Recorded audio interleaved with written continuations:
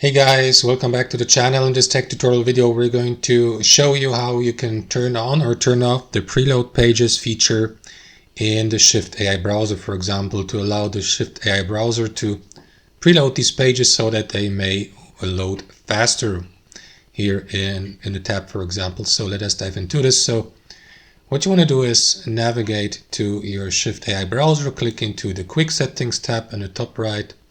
Scroll all the way down and choose Advanced Settings here. Next, click into Performance on the left hand side. And here guys, scroll down and under browser speed you may enable the preload pages feature or disable it depending on your preferences, and then customize the preloading behavior below. Like for example, standard preloading, you can also expand this to see what it does, for example, and how it impacts the browsing performance and experience in switching, or choose extended preloading and choose which option suits you more. And that's it guys. Thanks for watching, hope you enjoyed it, got some value from it, and we'll catch you later.